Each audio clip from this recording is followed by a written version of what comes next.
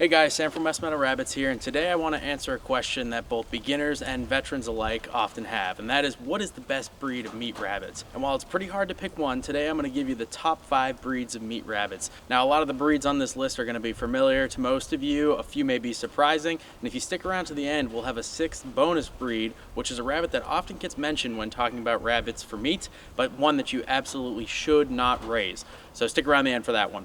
Now, the vast majority of rabbits I'm going to talk about today are what the ARBA, or American Rabbit Breeders Association, likes to call commercial type rabbits. These are your quintessential meat rabbits that have that look that we all know and love, the high arching back, roughly the same width and depth of body.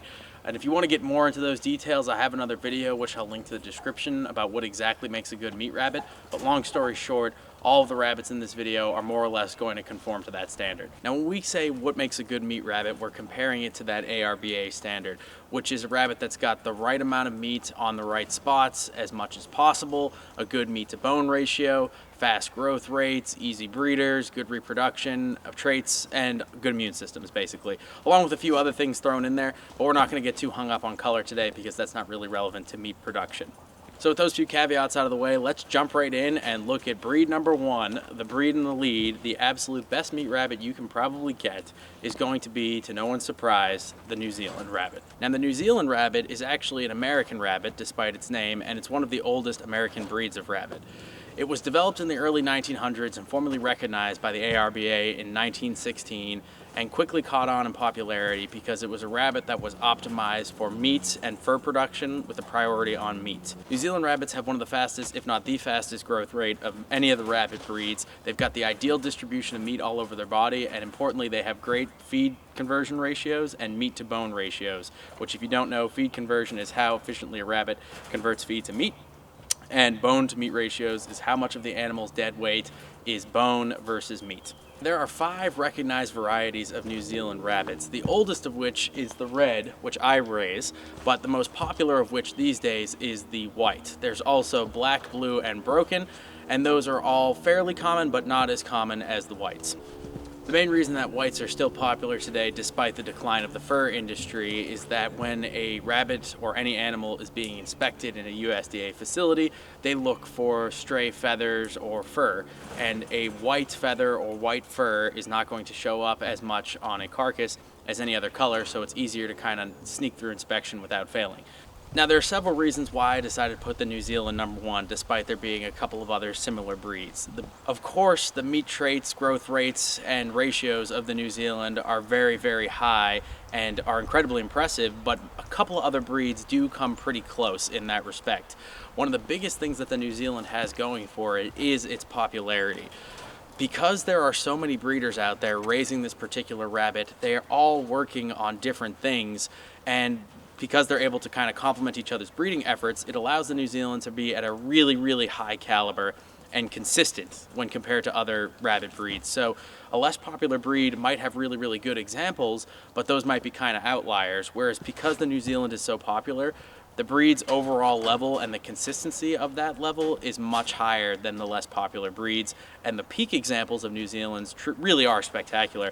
And while show rabbits aren't everything when it comes to meat production, it is worth pointing out that the New Zealand rabbit has more best in shows than any other breed of rabbit, period. So when we combine the New Zealand's consistent and incredible performance along with its wide availability and long history as a commercial meat rabbit, it really is probably the best meat rabbit out there. If you're a beginner and you're thinking about getting into meat rabbits, New Zealand is probably your best bet, at least to start. You're going to have no trouble finding breeding stock around you, and the chances are that that stock is going to be good quality, with even mediocre animals still delivering pretty good performance. Now, before we move on to number 2, this is a really good time for a super important caveat. Breeds are not everything. A breed in and of itself is just a group of animals that have a consistent trait that reproduces easily. However, something that is just as important, especially with the less common breeds, is line. So the line is what a particular breeder has been focusing on. Another term for it might be variety. So for example, all the color varieties in the New Zealand rabbit were originally just lines that were being worked on by a specific breeder before they were consistent enough to be termed their own variety. This is incidentally also how new breeds come into existence. A breeder starts with a specialized line, they introduce stock, they begin to change that line more and more from the accepted standards of the main breed, and eventually if they do that well enough, it can be accepted as its own breed. So when you're looking at any of these rabbits, it's just as important to pay attention to what your particular breeder is focusing on. Don't just say, hey, it's a New Zealand rabbit, Sam said New Zealand rabbits are good, I don't have anything to worry about. You need to make sure that that breeder shares at least some of your priorities when it comes to that rabbit, whether that's feeding them naturally, large litter sizes, show performance. These things all matter, and it will vary from breeder to breeder and those breeders' lines, so it's something to pay attention to, doubly so with the more obscure rabbits. With that being said, let's jump into the second best breed of meat rabbit, and that is, again, not too surprising, the Californian. Now, the Californian here is a close second to the New Zealand when it comes to meat rabbits. As a matter of fact, I'd say they're almost interchangeable. The Californian, like the New Zealand, was developed for commercial meat production with a secondary focus on fur. Like the New Zealand, it's a medium-sized rabbit with the ideal commercial type. Great meat-to-bone ratios, feed conversion ratios, growth rates, meat distribution, all that good stuff. They're also similarly sized to the New Zealand, typically coming in only a little bit smaller, usually about a half pound if we're breeding to the standard. The only major difference between the Californian and the New Zealand is, unlike the New Zealand, the Californian has only one recognized variety, the quintessential white rabbit with dark markings on the nose, ears, and feet. A fun fact is that these markings are permitted because in a commercial rabbit operation where they're looking to use the fur, they don't use these parts of the pelt. So as far as the fur industry is concerned, the Californian is a white rabbit. There's really not much more to say about the Californian because they're so similar to the New Zealand, and in some instances, different lines of Californians will definitely outperform different lines of New Zealands. For example, if you had a really good quality Californian and a mediocre New Zealand, the Californian definitely would be better. So when it comes to deciding between the Californian and the New Zealand, it's almost a matter of personal preference and what's available in your area. As a general rule, I would try to breed what's common in your area. While breeding a rare variety in your area or a rare breed is a nice competitive advantage when you're selling breeding stock, if you're primarily focused on meat production, it's really nice to have a large gene pool when you need to refresh the genetics of your herd available locally. I know some people don't really like the white rabbits with the red eyes, so they may appreciate the darker colored varieties of New Zealand, or they may like a Californian more than a New Zealand white because they are somewhat cute with their little markings. That being said, let's leave my pet here, Mr. Bigglesworth, alone and move on to number 3. Hey guys, sorry to interrupt the video here, but I just wanted to announce that I've launched a Patreon. For everyone who's subscribed and supported the channel in the different ways that you have, do not feel obligated to jump on the Patreon. Doing what you do now is more than enough. However, if you want access to some exclusive content, then the Patreon is the place to be. For now, we've just got one simple tier. For the cost of 1 cup of coffee per month, you can help really grow the channel, and you'll get something out of it too. I'm gonna have all kinds of exclusive content over there, along with early access to videos, full transcripts of the videos, posts that I don't end up putting on YouTube in both video and text form, along with one-on-one options where we can kind of do Q&A sessions and exclusive live streams as well. Later on this summer, I'm planning on putting a lot more stuff up there at higher pay tiers. Things like my formally documented modular cage system, which we'll be building when we move to the new location, along with longer form content, merch drops, my own homemade rabbit ringer type thing, and other stuff as well. Either way, guys, thank you so much for watching again, and back to the video. The third best breed of meat rabbit is not an official ARBA recognized breed, but I have to put it on here because I know some people are gonna ask about it. This is a category for your commercial, homegrown meat rabbit breeds, the most formal and famous of which is the Timok, also known as the All-Tex rabbit, developed by the Texas A&M University. Looking at the Timok, this is a rabbit breed that has been taken from purebred foundation stock and optimized specifically for commercial meat producers. It's important to note here that these things are not the same thing as hybrids. Hybrids are a purebred parent of one breed crossed to a purebred parent of a different breed. The offspring have what's called hybrid vigor, which means they display the best parents of both, but those offspring are not bred again because they won't breed true, that is, produce a consistent animal. It'll be a mix all over the place and it won't be as well performing. Hybrids are always raised and then processed with 2 separate breeds maintained as breeding stock. The most famous hybrid is not a rabbit per se, but it's the famous Cornish cross for this exact reason. So common hybrids you'll see are New Zealand and Californian crosses, but that is not what we're talking about here. Another good example, if you've watched a lot of Meat Rabbit YouTube, is Daniel Salatin's own varieties that he raises down there. You'll see this a lot with larger producers where they stop buying purebred breeding stock and they sort of create their own varieties that breed consistently, so they're not hybrids, but they can sometimes outperform purebred varieties. This is because they're not focused on breeding to the ARBA standard. They don't have to worry about things like color, conformation, the toenail colors matching, none of that stuff. They can instead focus on producing just a high-performing commercial animal that does well in their environment. I would still call these things breeds, even though they're not formally recognized by the ARBA. The Timok rabbit is a very famous example of that. It was made by a university. And these animals can, in some cases, outperform the purebred stock that I've been talking about here. Now, I would advise caution with people interested in these varieties, though, because anybody can say they've got a homegrown breed that they invented, and they don't really have to back it up. It's also worth pointing out that these are not meat mutts. They breed true. They were created very deliberately with intention on behalf of the farmer, and they are almost exclusively used in commercial context. If you were thinking about getting into these kinds of breeds, I would only be buying them from existing commercial farms whose primary focus is meat, because that way you can see they're walking the walk. If somebody says they've got their homegrown variety in their backyard and they've got a small number of rabbits like I do, chances are it's not going to perform that well because they don't have the pressures of commercial meat production. Now, these are purebred rabbits, so it's a different situation, and you can definitely focus a lot easier on a smaller scale with purebred rabbits, but trying to make your own breed with just a few rabbits in a backyard operation is sketchy at best.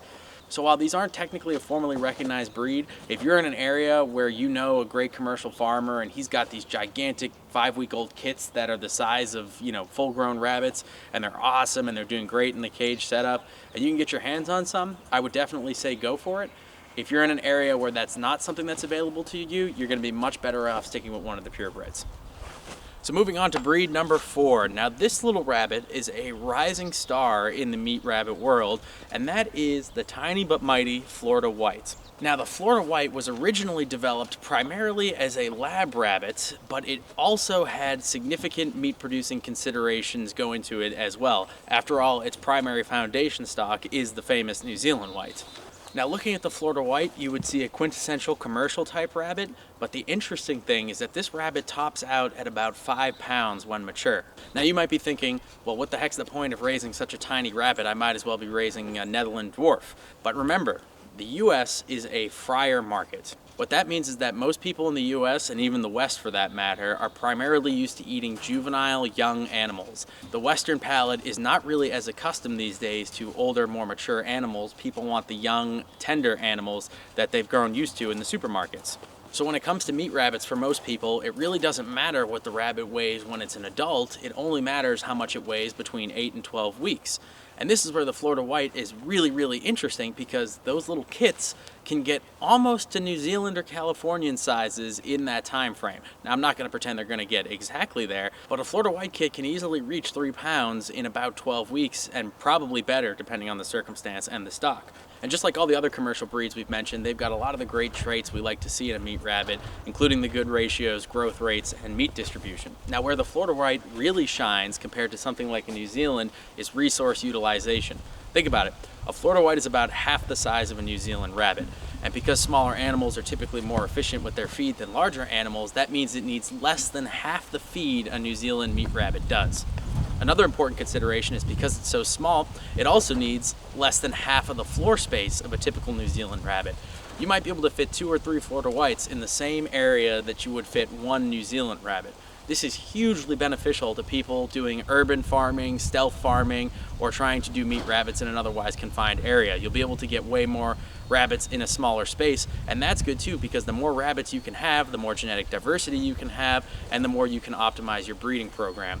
It's far better to have 5 smaller rabbits than 2 larger rabbits in most situations if you have to pick between the two. As an added benefit, smaller animals tend to do better in warmer environments, and the Florida White is pretty common in the South.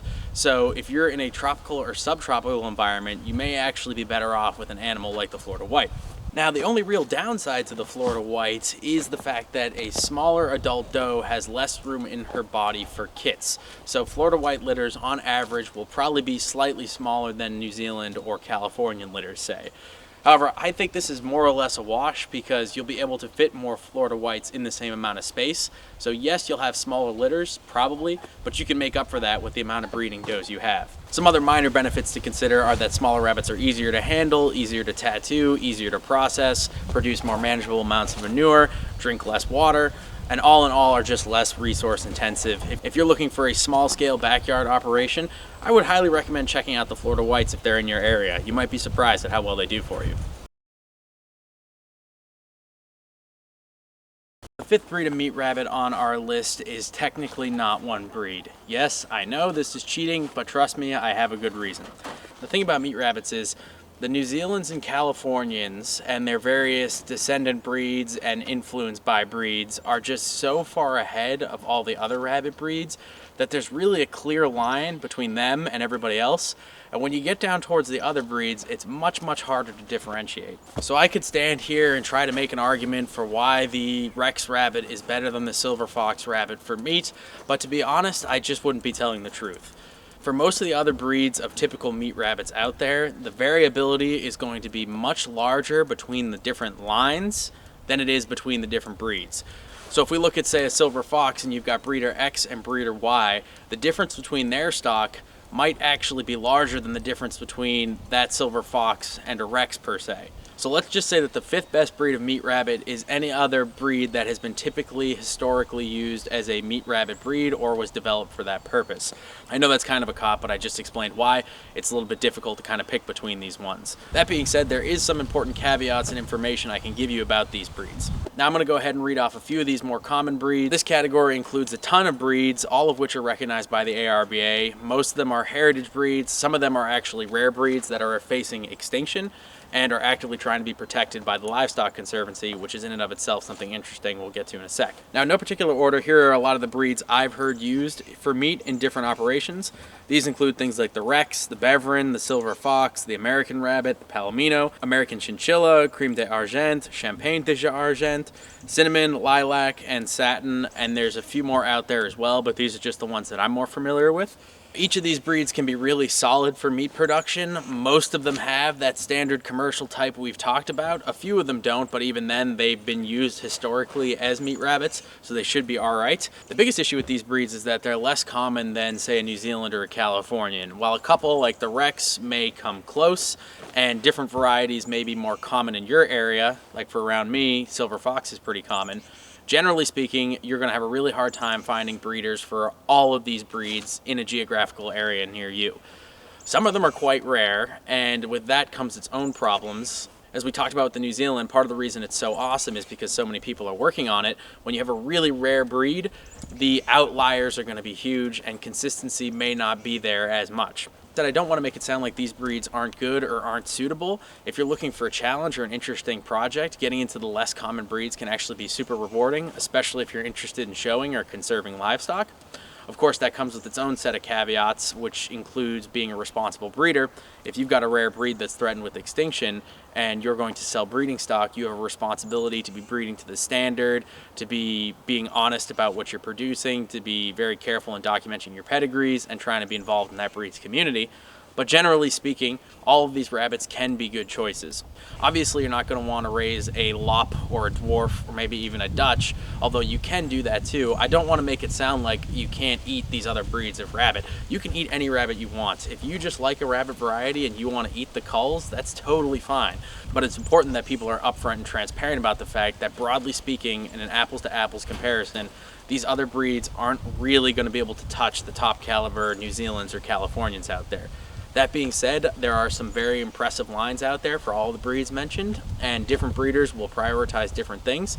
So you're going to have to ultimately decide what's common in your area and does that line meet your needs. The final note I'll have in all these other breeds is that a lot of these breeds are typically bred more for show and for pets than for meat. So while the animal might look great on the show table, it may not have the other traits that a commercial breeder would want, like large litters, really fast growth rates, and things like that. And that's not to say anything bad about show breeders. They're very, very important. It's just when you have a limited amount of stock, sometimes you have to prioritize things, and those might not always be what a commercial breeder wants. And now the moment you've all been waiting for, our little bit of bonus content here. Now this breed gets brought up in a lot of different communities, especially more in the homestead or prepping side, as a breed that is somehow good for meat rabbits, and I just think it's not true. This breed is the Flemish Giant, the largest breed of rabbit in the world. It is a very impressive animal, but it is a terrible meat rabbit.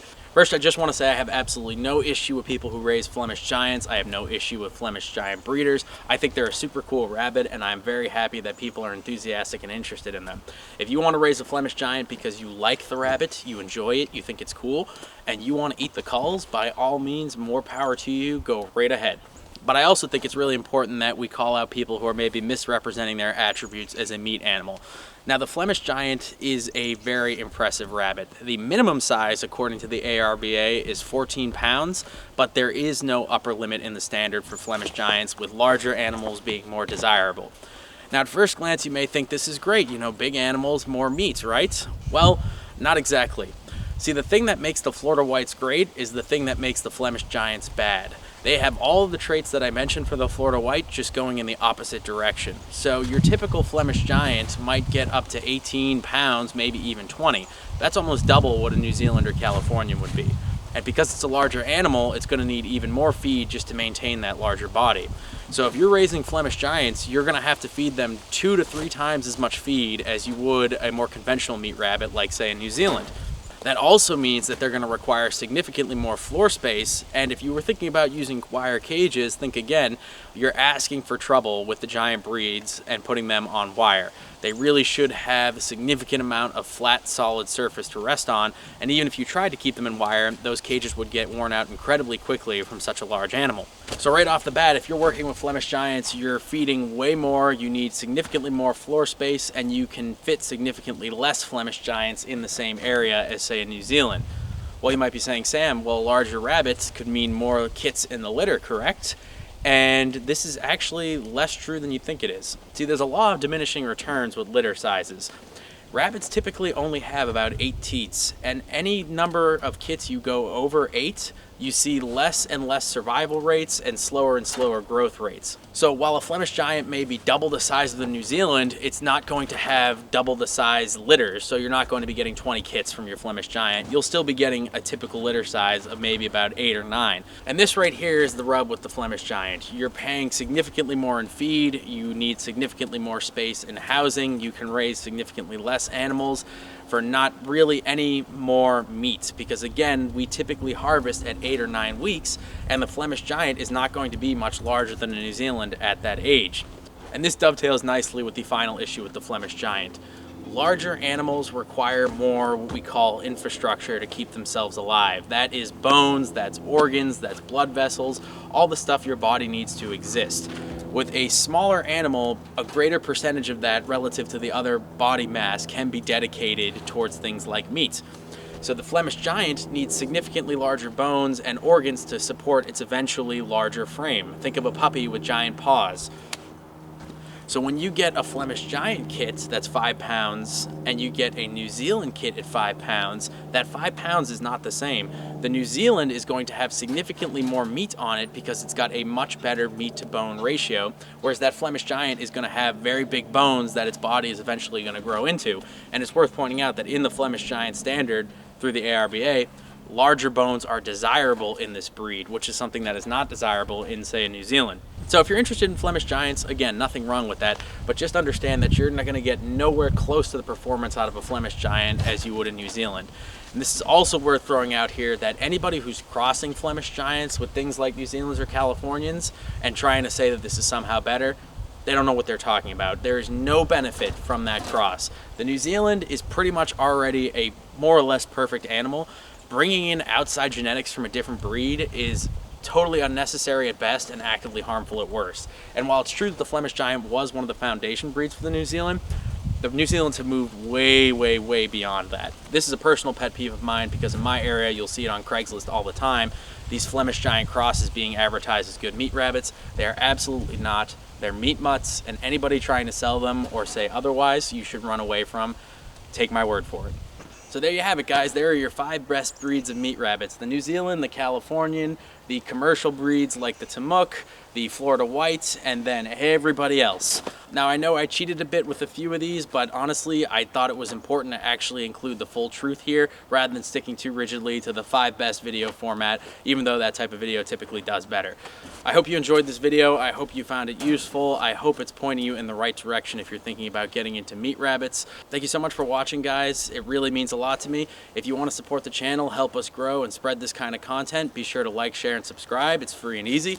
If you want to support the channel even more and get something for yourself, be sure to check out my Patreon that we just launched. It has all kinds of great exclusive content on there, articles, posts from me. You get priority answering questions, early access videos, polls, all kinds of cool stuff like that. Coming later in the summer, we'll introduce a higher paid tier where I'm going to have access to my cage plans, longer form posts and articles, and possibly even surprise merch drops, so we'll see about that. Either way, guys, thank you so much for watching again, and I will see you in the next one.